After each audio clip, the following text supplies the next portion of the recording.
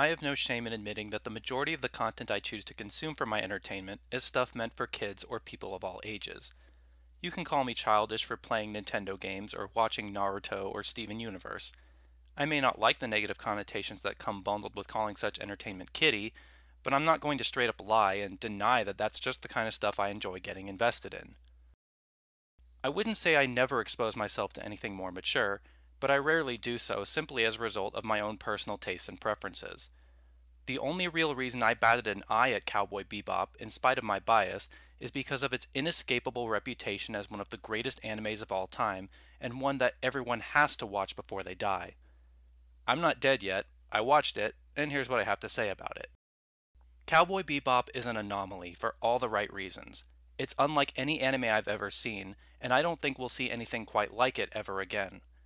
It is certainly more mature than the stuff I'm used to watching, but that's not because it has copious amounts of violence and sexual themes. Anyone who believes that any of that stuff alone defines maturity is childish. To be quite blunt and get right to the point, Cowboy Bebop is mature, and I love it because it taught me something that nothing other than real life experience has. Being an adult fucking sucks, and sometimes the only thing you can do is learn how to cope with it. Contrary to a lot of the storytelling I'm used to, the story of Cowboy Bebop is not one of coming of age, realizing one's destiny, or overcoming seemingly impossible odds through personal development or camaraderie. It's a tale of a group of has-beens drifting through space from one adventure to another as they attempt to catch bounties and earn enough money to put food on the table. There's no real end goal, no dream to be achieved, no quest to be completed, or destiny to be fulfilled. With only a small handful of episodes being driven by a continuous plot, the vast majority of episodes in Cowboy Bebop are individual, self-contained stories. Sometimes they shed some light on the past, and other times they introduce us to new side characters, make them just interesting enough for you to actually care about what happens to them, and then the show sends them off to never be seen again just as you're starting to grow attached to them. Because Cowboy Bebop really is not driven by an overarching plot, it becomes one of the easiest animes I have ever had the pleasure of jumping into. While just about every episode has an interesting theme or context behind it, you don't have to watch every single one to get the full experience. You don't even have to watch them all in order. But each one is just so excellently crafted that I did watch every single one and enjoyed myself the whole way through. The progression in Cowboy Bebop gives off this sensation of drifting. It doesn't matter where you've been or where you're going. You're just thinking about what's happening right now. We aren't watching characters like Spike or Jet grow as people or learn lessons because they're well past that point in their lives.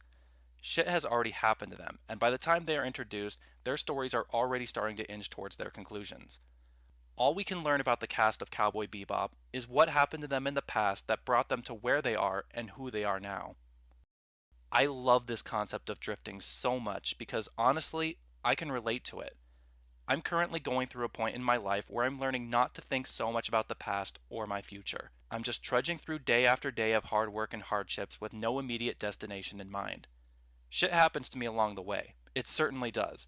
And what sucks the most about that is that most of the time there's nothing I can do to change any of it. I have plenty of sources of stress and anxiety in my life, and no amount of positive thinking or confidence is going to just magically make it all go away. In that regard, the only thing I can do is learn how to cope with it and not let it destroy me.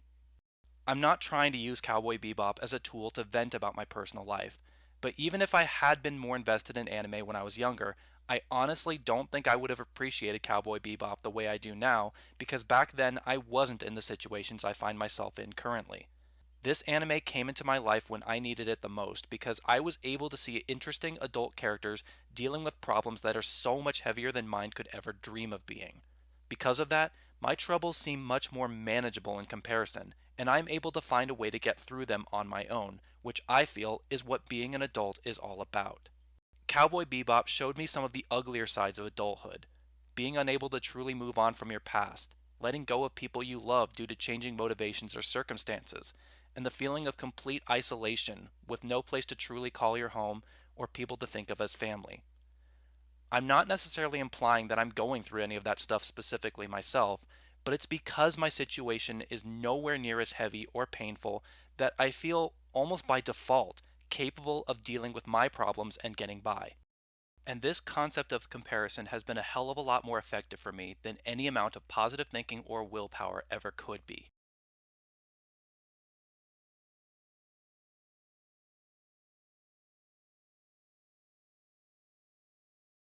Looking back, I think the character whose arc I enjoyed the most in Cowboy Bebop was Faye Valentine's because of how tragically it is ultimately concluded. I started out thinking Faye was just a stuck up bitch who gambled, took advantage of men, and made consistently bad life choices because she had a bad upbringing or didn't have a positive influence in her life. But that changed when I saw who she really was through watching her dig up and deal with the mental baggage of her real situation. Cowboy Bebop takes place in a near dystopian future where Earth has become practically uninhabitable and populations have migrated to other planets throughout the galaxy. Faye grew up in the more modern era we would be used to, but she was cryogenically frozen after being in an accident and woke up in this strange and terrifying future with no memory of her past. Throughout the series, Faye slowly comes into possession of videotapes and other clues that help her piece together her story just as the viewer is learning about it for the first time. But by the time she finally sees the bigger picture, it's already too late. So much time has passed that all the people Faye cared about in her time period are either dead or nearing death, and the only place Faye could think of to call her home was long gone. And it was when I reached this conclusion in the narrative that everything about Faye's character made sense to me. Faye was now stranded in this horrific nightmare of a future, and the reason she always acted so heartless and uncaring was because she needed to survive. She couldn't afford to let the world take advantage of her as a scared and vulnerable woman. She acted tough, took what she could, and ran because she needed to survive by any means necessary. And even before she truly remembered her past, Faye spent the majority of her arc drifting from place to place, bounty to bounty, because she had no sense of purpose or belonging anywhere. Even when she meets up with the crew of Cowboy Bebop, she consistently tries to keep her distance and not expose too much of herself to them because she has conditioned herself to fend for herself and never trust anyone, especially men, so easily. When you think about it, Faye's story is a complete contrast to that of Spike or Jet because while the two of them are trying to find ways to move on from the past while it keeps haunting and following them, Faye is completely disconnected from her past in its entirety. And by the time Faye finally comes around and considers the possibility of using her place in the crew of Cowboy Bebop as her new home, Spike runs off to confront his past one last time, even at the obvious risk of dying in the process. Just when Faye was finally starting to feel comfortable and truly coming to grips with the reality of her situation, the one source of comfort and belonging in her life was already falling apart.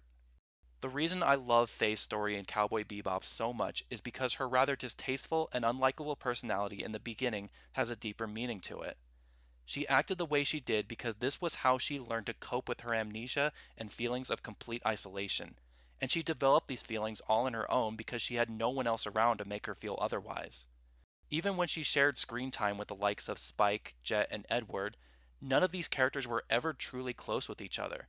They didn't feel the need to talk to one another about their problems or their feelings. They never tried to inspire one another or give each other advice. They were all only ever in it for the bounty jobs and the money. Except maybe Edward because of her childlike innocence, but she's another story entirely. And just when it seemed like there was potential for each of these characters to finally feel at peace with themselves as individuals, the series was already over. And this leads me back to my main point in all of this senseless rambling. Every single one of us is leading a completely different life from one another, and we aren't always going to understand absolutely everything about each other. We've all got our own problems, and we deal with them in different ways based on who we are, what we've been through, and how we think or feel. As you grow up, you take on more responsibilities and inherit problems that you can't solve so easily, if at all. Instead, the only thing you can do is learn how to cope with it, and being able to do that is a significant part of what it means to be an adult. I love just about everything about Cowboy Bebop, from its jazzy, upbeat soundtrack, to the memorable character designs and stories, to the thrilling action and artistic imagery, to the classic animation style that we'll probably never see again. But what I love the most about Cowboy Bebop is how expertly crafted and real its characters are and the underlying themes the show presents. I definitely see why everyone agrees that Cowboy Bebop is one of the greatest animes of all time. And in this frightening and uncertain time of my life, I'm so thankful I got to experience it for myself before I eventually die.